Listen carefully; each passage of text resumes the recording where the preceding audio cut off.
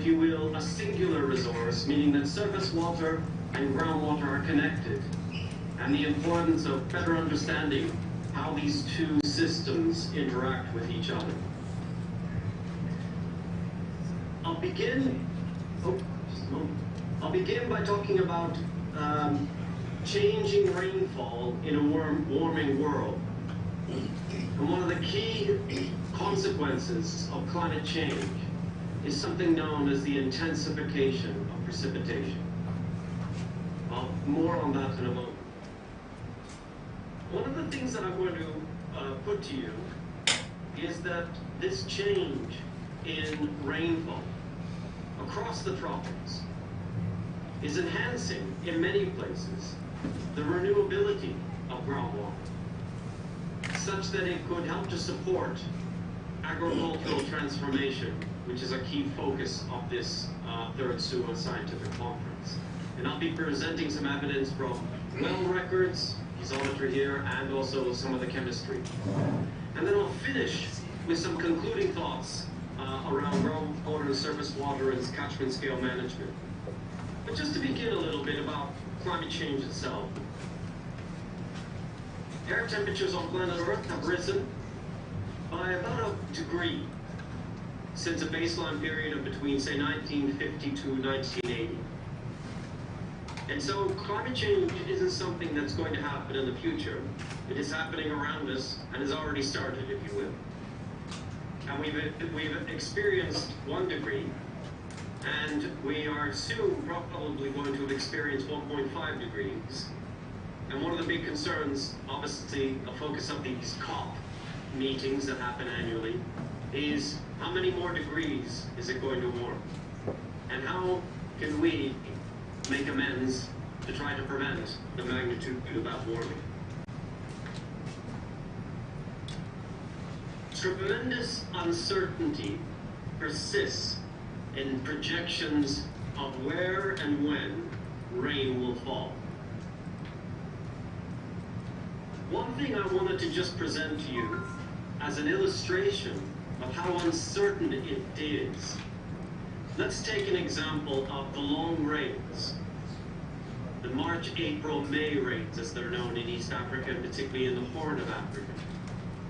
At the moment, what we're seeing is, in observations and experience, is that those rains are declining relatively rapidly at the moment. And much of the Horn of Africa is shifting towards a single rainy season rather than its historical 2 rainy seasons, the long and the short rains.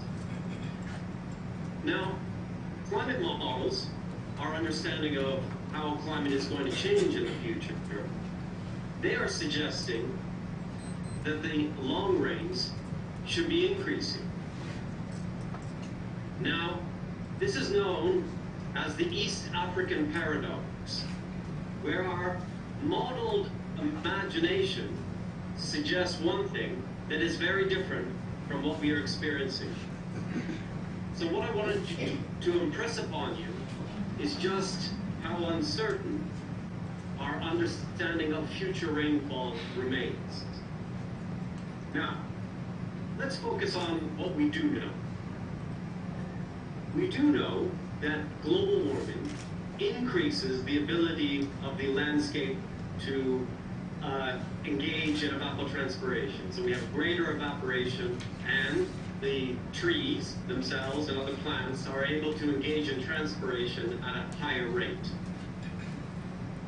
This greater evaporation capacity of a warmed or warming air reduces or serves to reduce surface water resources.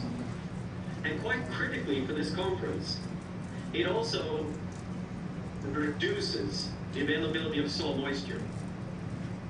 Reduced soil moisture clearly impacts crop yields, as many people have probably been experiencing in many parts of East Africa. And this presents a rather serious challenge to rain-fed agriculture. And it clearly increases or amplifies freshwater demand for irrigation. Now, An interesting point that is sometimes overlooked is warmer air holds more vapor. It's something we know almost intrinsically, because when air masses move up a mountain and they begin to cool, that's when you begin to get the mist, and that's when you begin to, obviously, in alpine or in highland environments, it begins to rain more often. And this is because as air masses cool, their ability to hold moisture is greatly reduced. So in a warming world, global warming increases the amount of vapor that air masses can hold. I'm going to get into a little bit of hydrometeorology at the moment, but just bear with me if you don't mind for a moment, because I think a little bit of this theory is very important to understanding climate impacts and on our water resources. There is something known as the Celsius-Capeyron relation. And what it means is warming air is able to hold more moisture. But that ability to hold more moisture doesn't increase in a linear fashion. It increases exponentially. So what that means is this. For every degree rise in air temperature, and let's take, for instance, somewhere like London. London has a mean annual temperature of somewhere around 10 degrees. And let's take somewhere like Morogoro, or perhaps Dar es Salaam, with a mean annual air temperature of, say, 23, 24 degrees. I hope what you can see on this plot is that the increase in the ability of air to hold vapor increases at a certain amount in London, okay? Yet this amount increases much more in Morogoro, Dar es Salaam. In fact, the capacity of the atmosphere to hold moisture under 1 degree of warmth increases 2 to 3 times more in the tropics than it does in temperate zones. This has an important consequence. It means that more evapotranspiration is required before air becomes saturated with moisture. But when you reach saturation point, condensation, when you begin to critically form mist, and when you begin to form rainfall, that air then carries or can draw from a greater amount of evaporated moisture. Now, why did I give all of this theory? Here is a consequence of warming, one that we have observed across the tropics in particular. It results in a world that we are beginning to experience now, where it rains less frequently, but more intensely. This is sometimes referred to the intensification of rainfall. A world which we are transitioning into, in which there are fewer but heavier rainfalls. And I should point out, as I tried to in the earlier slide, that this transformation in precipitation is greatest in the tropics. Indeed, that intensification is 2 to 3 times greater in Dar es Salaam and Morogoro than it is, for instance, in London and Paris. In our warming world, in which there are fewer but heavier rainfalls, this increases the flood risk. It also generates more frequent and prolonged droughts, seriously compromising rain-fed agriculture. Now, big question, how does this intensification of rainfall affect the renewability of groundwater? And that's what we're going to discuss now. Let's look, for instance, at some evidence from Tanzania. The Mukutupora well field, the primary water supply for Dodoma. The well field supplies about 60,000 cubic meters per day of safe water to Dodoma. This is a hugely strategic and important resource. And what we know is in the Makutupora region, up gradient of the Makutupora well field, we have an uplands environment known as the Chinene Hills, in which a lot of the moisture is generated and it creates episodic stream flow that then flows down in the vicinity of the Makutupora well field. Now, one very impressive thing for Tanzania, it has and features one of the longest records in the tropics of groundwater levels. So when we look at the record of groundwater levels in the Makutupora well field that go back to the 1950s, what we can see is that over this period, or this records period, we see that in many years, no replenishment or very little replenishment of the well field occurs. But then episodically, every few 4 to 7 years perhaps, you get a major rise in the groundwater levels. And in fact, there was a very substantial rise in the groundwater levels of about 7 to 8 meters in 97, 98. And then again, 2009, 10, 2015, 2016. What we are seeing here is groundwater levels in the Makutupora well field appear to be controlled by episodically intense rainfall associated with the El Niño Southern Oscillation. But what we see is that very big events occur, but they don't occur every year. They occur preferentially during years of very heavy rainfall. Extreme, perhaps greater than 80th percentile. So really heavy seasonal rainfalls, and in particular even heavy monthly rainfalls, helps to replenish this well field that is of such strategic importance to Dodoma and the nation as a whole.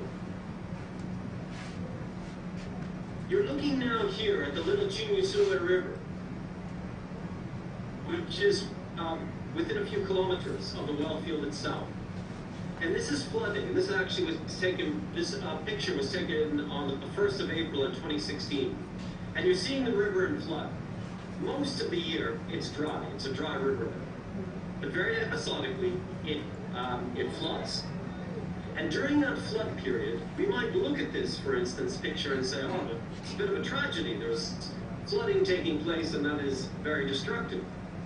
The silver lining, really, associated with this is that much of the water you're seeing in this flood channel is leaking to the subsurface and replenishing that well field. In fact, what we see, and how we now begin to understand how this Makutupora well field is able to deliver such large quantities of water to Dodoma and sustain it over many decades, is that when those floods take place, and they are generated in the upland environment, they drain downwards into the lowlands and then leak into the subsurface, particularly when you have what we can observe here as what's called overbank flows in hydrology. And we can see that, and even with the records on the left, you can see that years of much heavier river flow give rise to rising groundwater levels associated with that replenishment. Another interesting feature that we've noticed in the Makutupora well field is that the chemistry of the waters that are sampled from the Makutupora well field are actually consistent with the chemistry of heavy rainfall. And when I speak of the chemistry, in this case I'm speaking about isotopic ratios in both the groundwater and the rainfall. And so the rainfalls that are very heavy have what we would call isotopically depleted signatures, and these are of the same composition as you find in the groundwater. Now I'm going to take you a little bit away from central Tanzania to the Sahel of Niger. And we are again looking at another river in flood. This is the river Gulbi de Maradi, and it begins its journey in northern Nigeria and drains northward into southeastern Niger. And in southeastern Niger, The second largest city of Niger is called Maradi, and this is an area of great agricultural industry, irrigated agriculture together with major case of livestock watering that takes place in the Maradi region. Now, for much of this year, the upper photo applies, meaning it is a dry riverbed. But again, episodically, we see this river in flood. Now, it's important to note that similar to Dodoma, the only perennial water supply to Dodoma is groundwater. The only perennial water supply to Maradi in Niger is groundwater. And what we can see is with episodic seasonal river discharge, we see replenishment in the form of groundwater levels rising in a response to that river discharge. So similar to the situation in the Little Chinyu catchment, which is headwaters of the River Wami, in that area, just north, about 27 kilometers north of Dodoma, this is ephemeral river flows, very similarly, here in Niger, are also generating what we call focused recharge, meaning recharge that occurs not throughout the landscape, but within the river channel as a function of leakage from blood discharges.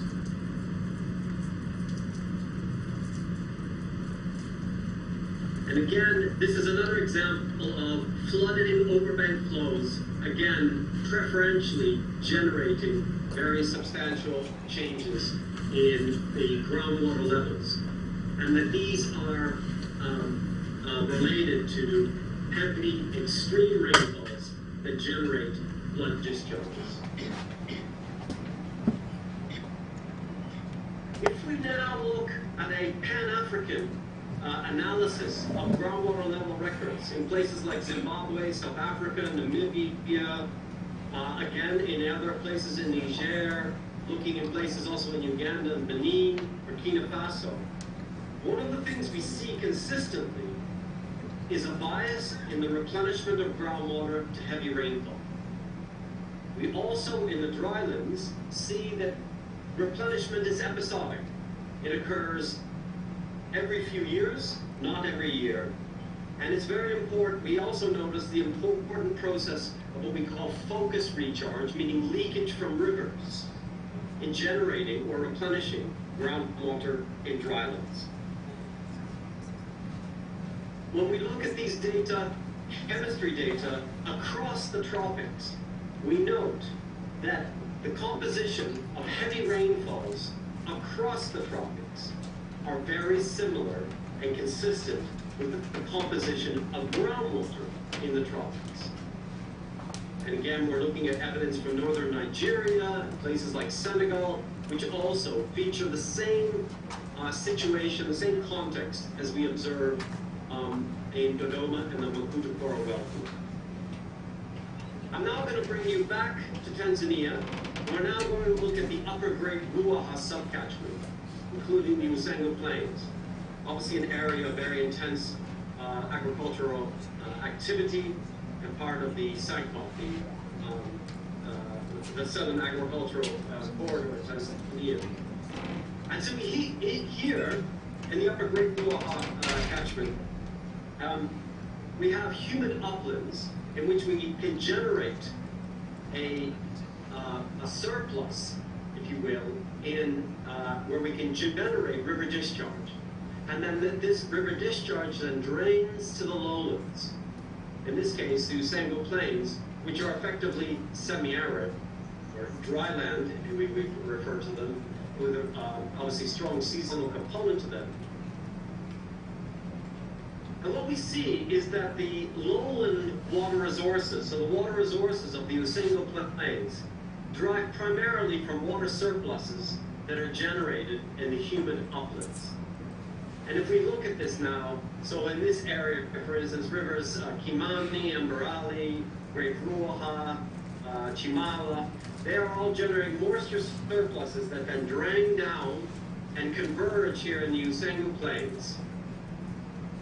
And one of the things we have observed more recently in this area is the increased frequency of no-flow conditions. And this is downstream to the Great Ruaha National Park and Antara Dam. And these are often attributed to increased surface water use for irrigation. One aspect of this that is less well considered and analogous to the situation in Dodongo is that we have the humid uplands that are generating water surpluses that drain to the lowlands. And what we've observed in the uplands draining from Kipikingari mountains is that there's been a 30% decline in river flow from those uplands. And this has led to an approximately 80% decline in lowland river flow and this increased frequency of no-flow conditions. Well, one of the concerns here is this change being driven by climate or by people abstracting too much water for irrigation?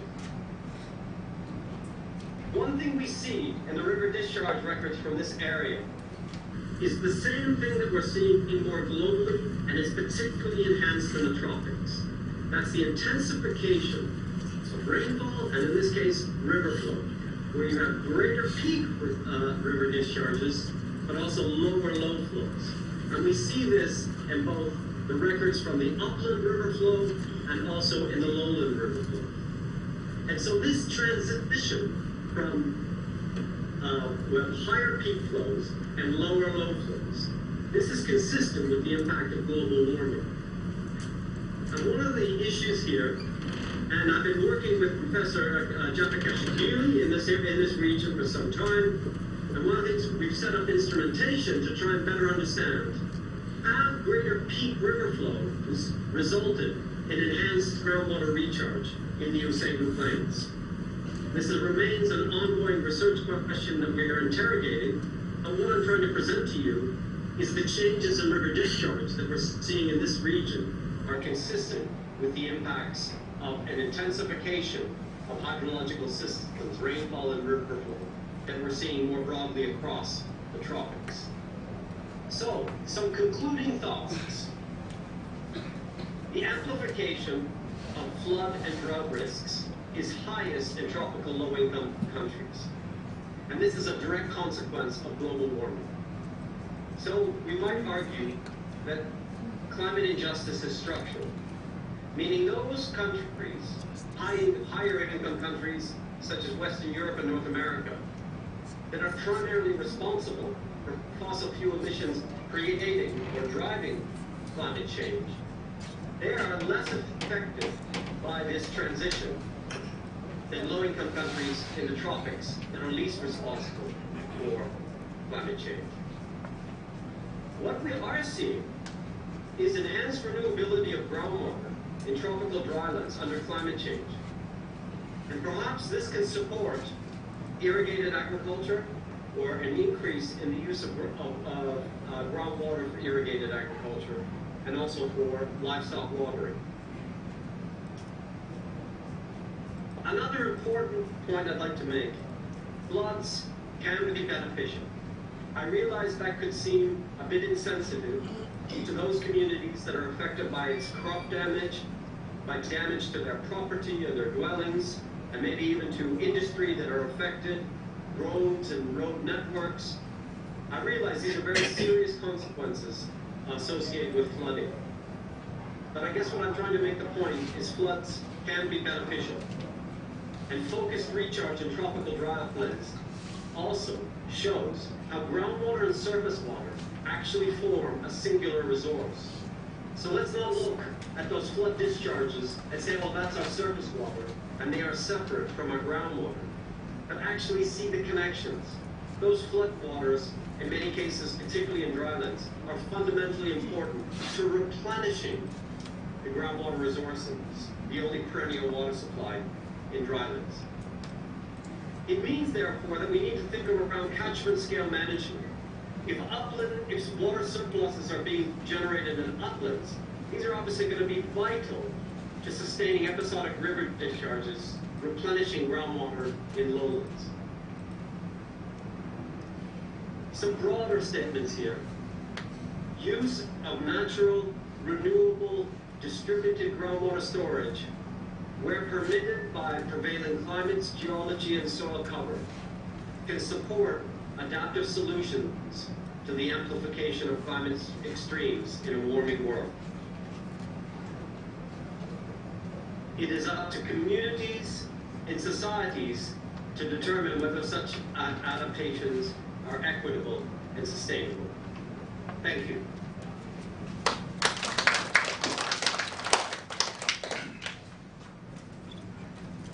Yeah, thank you very much, Richard, for your very engaging presentation. I hope we have heard about the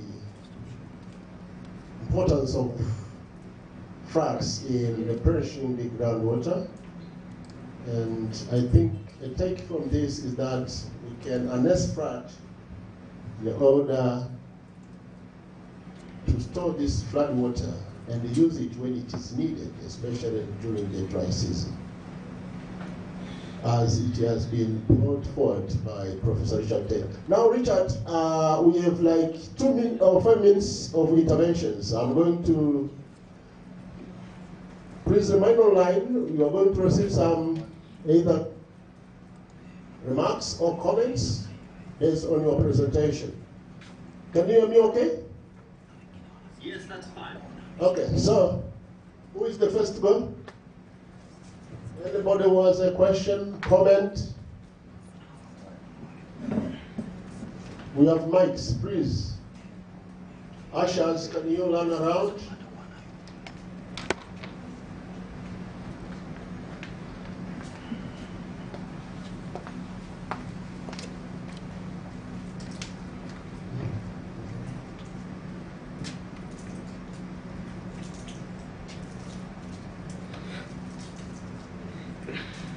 Please raise up your hand if you have something to intervene. Yes, there is a hand there.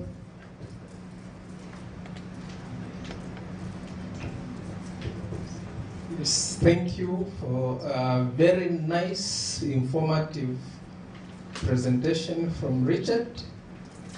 I'm not hydrologist, but I got that we can have irrigation water from precipitations. And the studies are done in many places in Tanzania, including Dodoma, and some results from other countries. Now my question is, the quality of water can vary from point to point. And in some places you find water maybe is too salty that cannot be suitable for irrigation. What is your take in this, if you did it in one place in Dodoma, and do you guarantee that we can have irrigation water wherever floods recharge groundwater?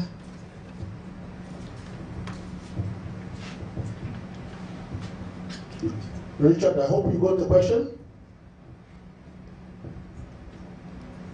Richard? Oh, would you like me to respond now, yes? Yes, you can respond now. Okay. Thank you for your question. It's a great question in the sense that there's often a fair bit of uncertainty associated with the quality of abstracted groundwater. Generally, groundwaters from a microbiological point of view are often safer than those sources from surface water. But from a chemical point of view as well, there can be situations where, as you rightly pointed out, groundwater may be too salty.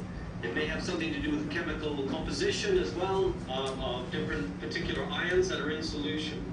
So yes, if my presentation sounded slightly too good to be true, there are challenges associated with groundwater quality. But I put it to you, there are many, many people successfully abstracting groundwater for water supply, whether it's domestic purposes or in some cases even for irrigation. And also the Makutapur well field itself, for instance, produces very high quality water in its location. I am aware of places like Singida, where you have surface waters, for instance, that are too saline for use in irrigation, and in some areas, some of the underlying groundwater itself is also too salty for use. So these do represent very clear, if you want to call it, obstacles to the use of groundwater for irrigation. But these can be considered on, if you will, a case-by-case basis. But I think, generally speaking, groundwater in many regions in Tanzania is of a quality that would be acceptable for irrigation, but that's, of course, has to be determined on a kind of site-by-site basis. The last thing I would make the point, if we look globally, drylands in the United States, Iran, China, India, these are all places where people have exploited groundwater for irrigated agriculture, and they have over-exploited that groundwater. So part of any kind of agricultural transformation, exploiting groundwater, especially in drylands, needs to be aware of the limitations in the resource and not to over-exploit.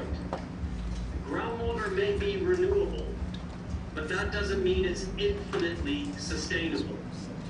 So matching the renewability of groundwater to its use is a very critical component, because Tanzania would not like to follow in the footsteps of Iran, California, Rajasthan, India, and the North China Plain. In these areas, we can take sobering lessons of the consequences of overdeveloping groundwater, but it does represent an opportunity, if used wisely, for sustaining and regularizing the rains that are becoming more erratic. Yeah, thank you, Richard. There is another hand here. Yes, thank you very much. I would like, maybe out of ignorance, nowadays we are talking of groundwater recharge, etc., etc. But I believe having groundwater, there is a reason under the earth. Now we are using boreholes, and sometimes I'm afraid of the earthquakes we get now. Probably is because of we are perforating the earth there and there with groundwater, harvesting of groundwater now. What is his opinion on this? This is out of ignorance anyway. Thank you. Richard, I hope you get the question correct. I should say that I understand something concern over, if you want to call it, the harvestable quantity of groundwater, but I didn't quite get the precise question that was being asked. Is it, am I concerned that it's going to be overdeveloped, or is there another point? My question is the impact of harvesting groundwater vis-a-vis the earthquakes we see now, or anything that is different from what we have been experiencing for quite long. Sorry.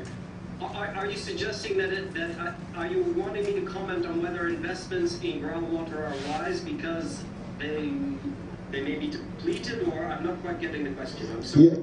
Yeah, Richard, I think his question, if I got him well, is that he has some worries, and actually this is out of, should I say, ignorance? And he wants to be informed a bit further on the impact of groundwater withdrawal in relation with the occurrence of earthquakes.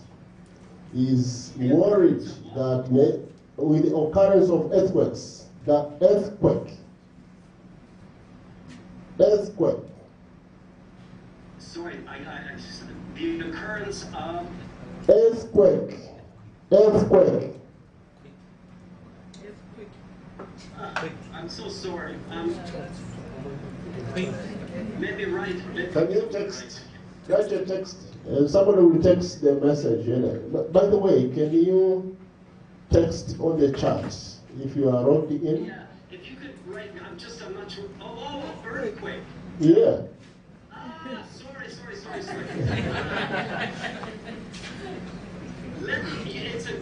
It's a great question.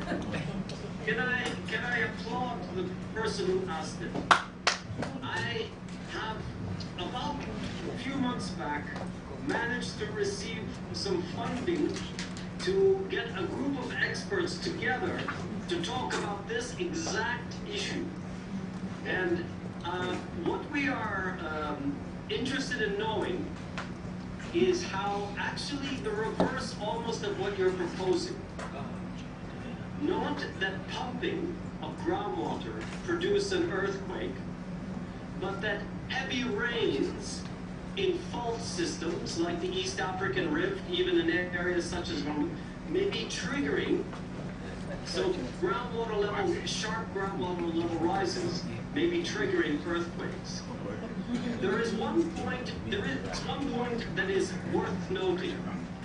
When you pump intensely from a groundwater system, you can trigger something known as subsidence, which is not technically an earthquake, but you can get a settling, if you will, or a lowering of the land surface. It's called subsidence, associated with decompressing fractures. So what happens is you have high water pressures within a fractured rock. And when you take water out, that high pressure water the pressure becomes less. And actually what happens is the rock, with all this overlying weight, compresses slightly. And so you can get earth movements associated with the pumping of groundwater. So that is true and correct, and it can happen.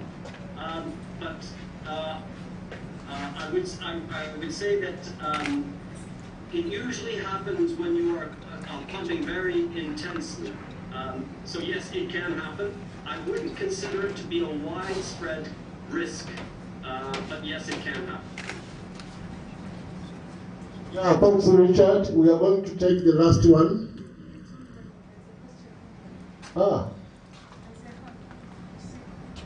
Okay, Msiba, can you ask your question, please?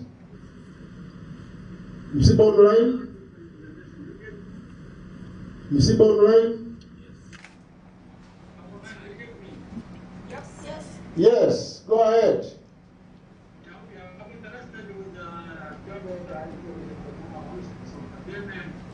I saw the application of isotopes and I didn't see whether you used the representative one. It should know the recharge rate, also know the depth of that water. When that water has been charged downward. Okay. In order to balance the abstraction versus the enrichment. Hello? Sorry, Msiba, can you speak close to the mic?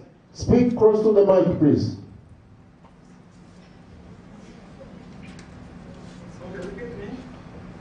A bit loud. Can you increase the voice a bit?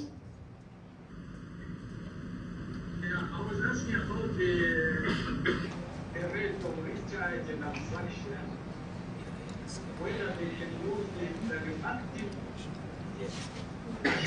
like tritium to see the water they are using, the depth of that water, how many years that the water.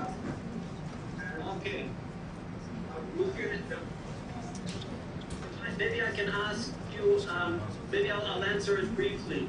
The isotope records that I presented in briefly in the talk, These are stable isotope ratios, and it exploits a certain observation, very common in the tropics. Heavy rain in places like Tanzania, Dodoma, Dar es Salaam, Morogoro, heavy rainfalls have a different isotopic chemistry than average rainfalls or light rainfalls. And what they are, it's a function of how the rain is generated. It's something known as the amount effect. And when you have very heavy rainfalls, I will explain, I realize for some people in the room, the isotopic chemistry is not maybe something first and foremost in their minds, but what happens is the rainfall is depleted, meaning it has less of the heavier isotopes. So this is deuterium versus hydrogen, and oxygen 18 versus oxygen 16. And that heavy rainfall is distinctively different from average or light rainfalls, where it has a much greater amount of heavier isotopes. What we see is groundwater sampled in places like Morogoro, Dar es Salaam, and Dodoma. The groundwaters have an isotopic signature that is not the same as all rainfalls, or average rainfalls, or light rainfalls. It is isotopically depleted, like those heavy rainfalls. So that's what I'm trying to match here. The chemistry of heavy rainfall is similar, very similar to the chemistry, isotopic chemistry of groundwater. So that's one point. You asked about aging, or trying to date how long groundwater has been in the subsurface.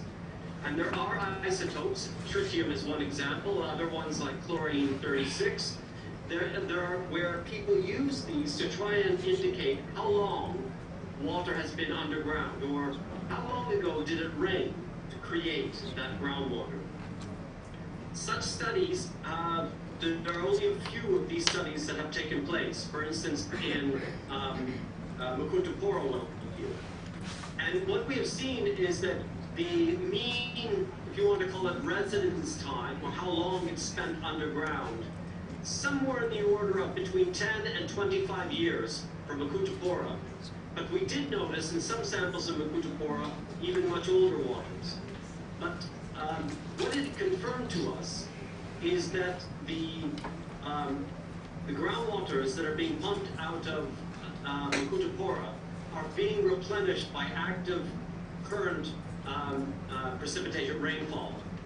Now, if you go to places much further away, so the Sahara Desert or the Kalahari Desert as an example, where the rain is negligible, these systems, these groundwater systems, are hardly ever replenished. And so the water that people are abstracting from those aquifers, from those groundwater bodies, can be 5 or 10,000 years old. But in Tanzania, most of the water that people are pumping has been replenished more recently, so in the last few decades, and is what we would call modern groundwater. I hope that answers your question. Yes, thank you very much, Richard. I think, can we put our hands together now? We clap for you. So thank you very much, Richard. This was the end of your presentation, but we invite you to be online so that you can follow all the other keynote speeches, if at all times allows, end. But if you visit the chat, you can also receive more comments and questions, and we shall be pleased if at all you can give some response online as well. Thank you. So we take another presentation. So the next keynote speaker will be Dr. Anna Tem. As she loads our slides, let me give a very brief explanation of who she is, so that you can hear a brief bio from her. So, Dr. Anna Tem is a senior lecturer, researcher, advisor, and consultant in many aspects of her field. She is an agricultural economist an agribusiness development trainer, researcher, and advisor. Our specialties include marketing and trade, institutional economics, agribusiness, value chain, development, and social enterprise management. She's a co-founder of SOKOINE University of Agriculture, graduate entrepreneurs cooperative, SUGECO. As a trainer, advisor of SUGECO has conducted research on how to nurture and grow innovative and knowledge-intensive entrepreneurship. She is researching and developing student entrepreneurial value chain for the development of agribusiness value chains in Tanzania. She is involved in agricultural technology transfer programs and value chain addition in fruits, vegetables, herbs, and spices value chain for food and nutrition security. Emphasizes being macro and micronutrient for balanced diet for all. Iron and zinc beans, provitamin A, orange maize, and superfoods such as moringa, turmeric, and other herbs to combat vitamins and mineral deficiencies in Tanzania. For these value chains, she is pursuing primary production, post-harvest handling, value addition, product development, processing and distribution systems, and development of effective and efficient supply chains through enterprise development. So SUGECO business model was developed to support the involvement of youth and women agribusiness value chains, and the vision she has carried for the past 11 years. So I present to you Madam Dr. Anna Ten. Madam Anna, you're welcome. The floor is yours.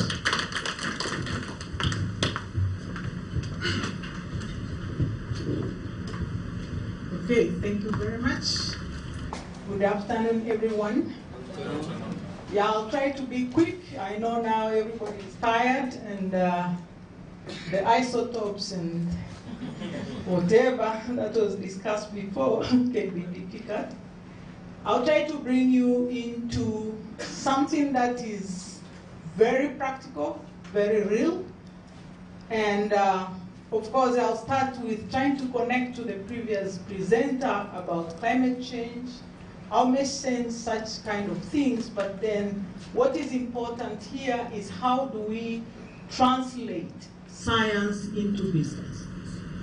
And I think everyone here, when you think about such a topic, you think about what you have done, what you have published, and where did the publication go?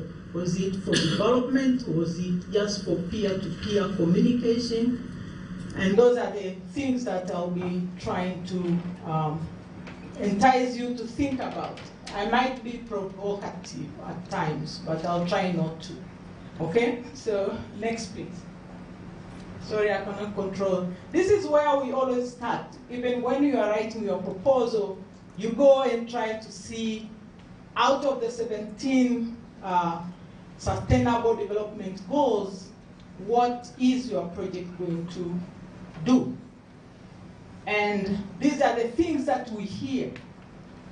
I've been in academia since 1984, when I joined SUA as an undergraduate student until now. And this is what we hear all the time. They are not new. Can you go to the next slide, please? Number 10 to 17, all those, is something that we associate with. When I say hunger, poverty, inequality, gender, and so forth, it's something that we always refer to. But this time is that the world sat down and said, to hell with this. Let us say by 2030, we are going to get rid of these things. But 2030 very close right now. So people are saying maybe we don't have enough time to do what we promised each other.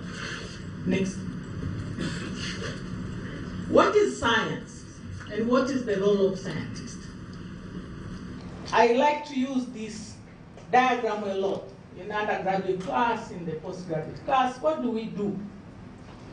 Right? We collect data, we generate information, we generate knowledge creatively, and then we need to apply that knowledge.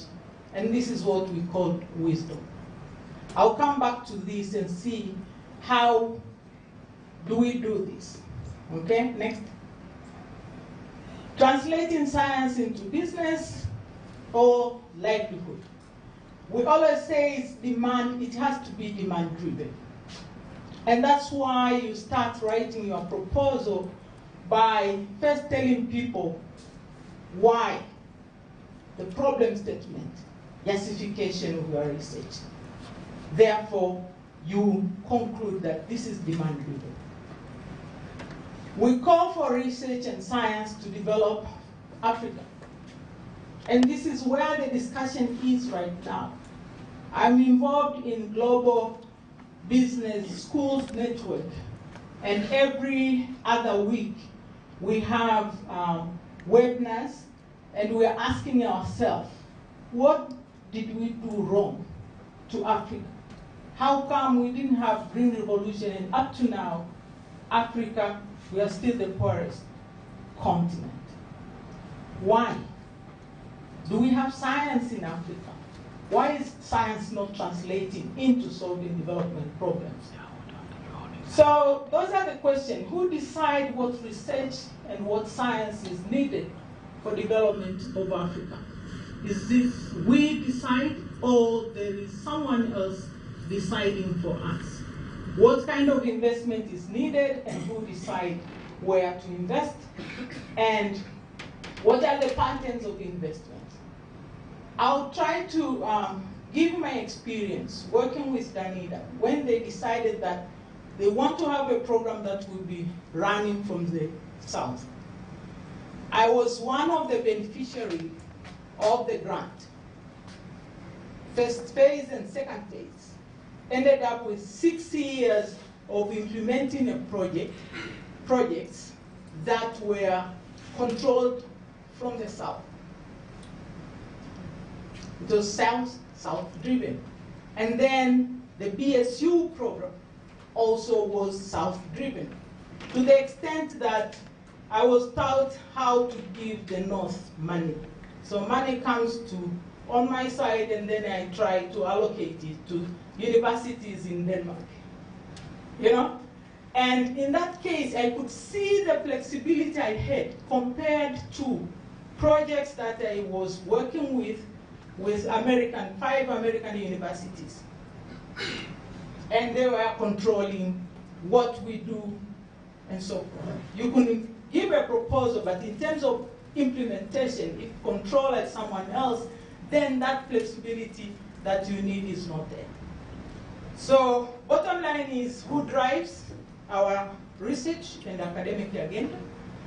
And then as scientists, do we observe? Do we listen carefully? Do we follow up, investigate, and go back to the people, communities, and societies? Those are things that we need to ask ourselves. Now, you need to be a good observer, you need to be a very good listener. Africa, and so Tanzania, we have heard, we always say this, and actually we are also challenged by the minister that we have favorable climatic condition, we have plenty of natural resources. We keep on saying this, always, in our background for whatever paper we write. And what he said is we should stop. And probably we need to say the things that we need to do. We now have most youthful population. We also say this. Around the world, Africa has the most youthful, and this is very, very important.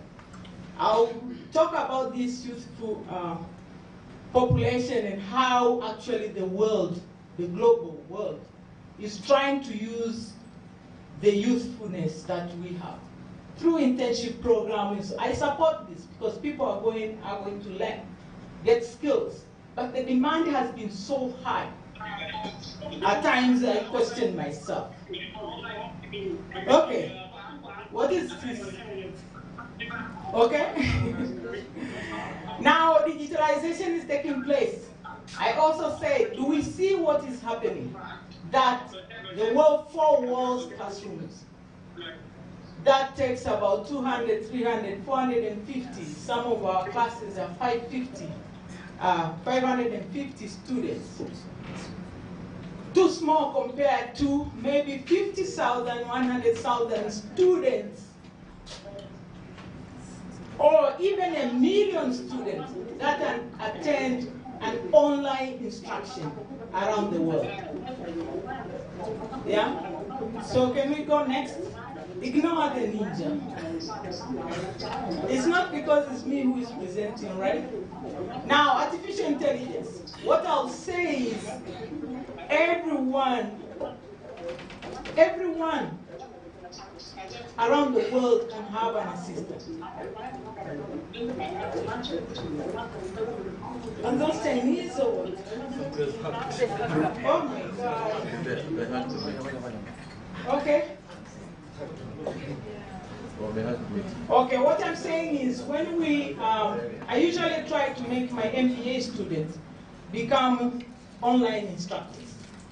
And we went through seeing what is happening with online instruction. People who are building up classrooms. And you can say, I want to be an instructor. You pay for it. You are given a chance to do instruction. And then you are paid if you get good number of students. It's the same concept as YouTube. Okay? So it means these 4 walls kind of classrooms are disappearing. Are we watching? We need to watch them. We always say, let us have a research-based teaching or training. Okay? But how far do we go? I think I'll need my computers in the car to be consistent. Okay? I'll just use my computer, I don't have to play.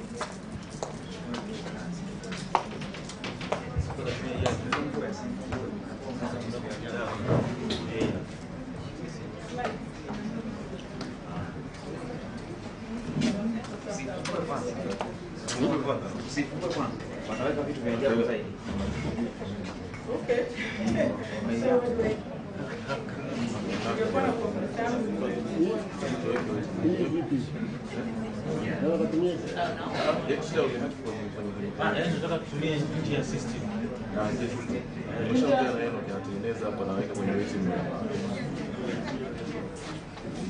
wow. Never seen this before.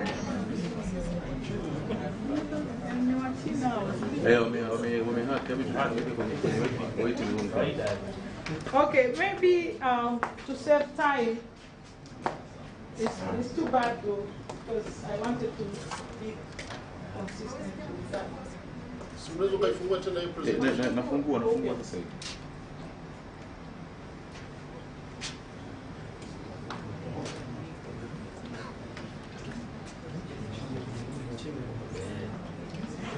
Hello, participants online. Our system was a bit hacked. We are trying to restart. We are sorry for that.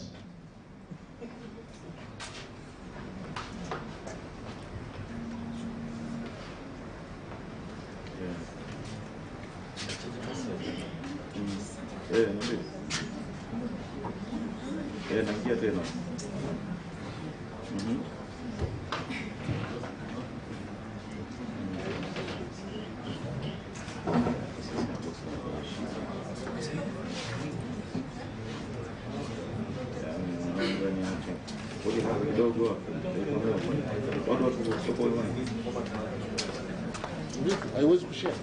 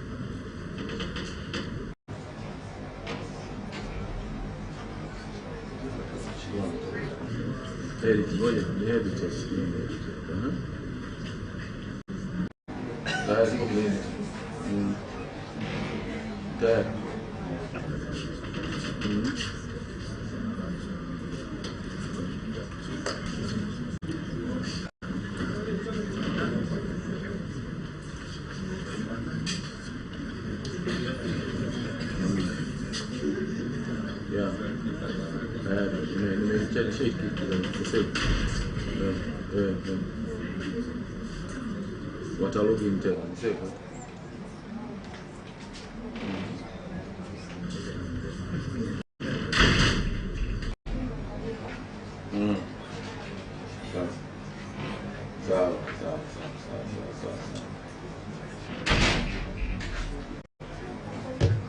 Okay, wait. Like a moja.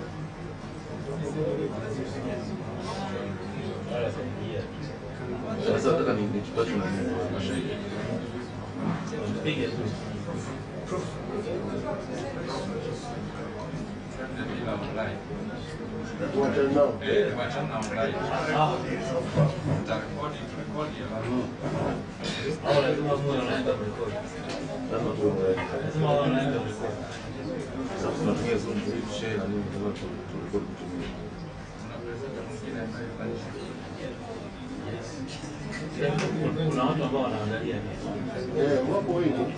hata ni wananchi wanasema Na Zambia, na Ethiopia. Tunakosa ni upande mmoja, sababu tunakosa wote sasa hivi. Tunakosa wote.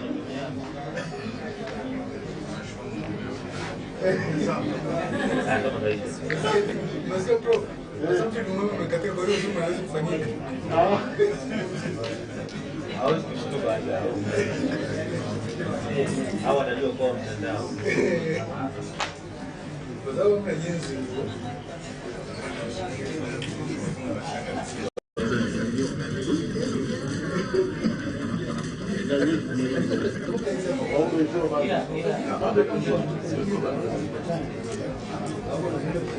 Don't money. yeah.